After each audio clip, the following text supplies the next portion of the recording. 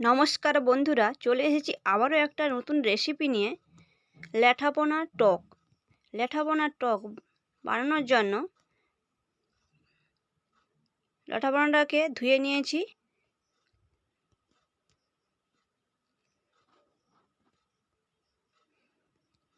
পরিমাণ মতন নুন দিয়ে দিচ্ছি, পরিমাণ মতন হলুদ গুঁড়ো দিয়ে দিচ্ছি।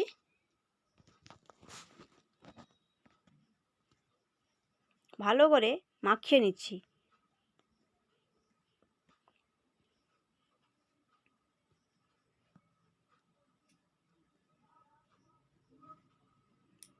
এই রেসিপিটা বানানোর জন্য যে এগুলো লাগবে, মশলাগুলো নিয়ে নিচ্ছি। 5 ফোড়ন, শুকনো লঙ্কা, আমচুর, ছোট ছোট আম যে হয় সেই আমচুর করে নিয়েছি, আর সর্ষে বাটা।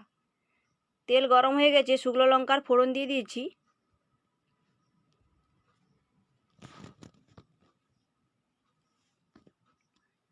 ফোড়ন ফুটে গেছে, এবারে মাছগুলো দিয়ে দিচ্ছি।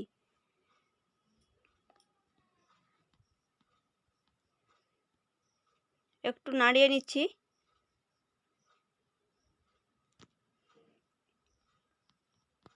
সর্ষে বাটাটা দিয়ে দিচ্ছি। আমচুর দিয়ে দিচ্ছি।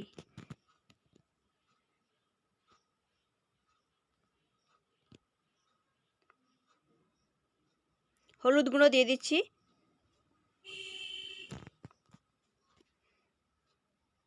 ভালো করে নাড়িয়ে নিচ্ছি।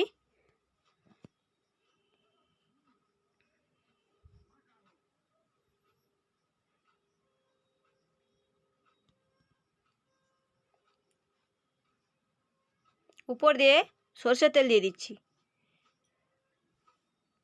আবারও ভালো করে নাড়িয়ে নিচ্ছি।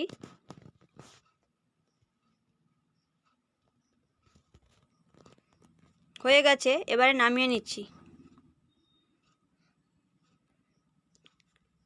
এই রেসিপিটা যদি বাড়িতে থাকে তাহলে আর অন্য কোনো রেসিপিই লাগবে না খাওয়ার জন্য।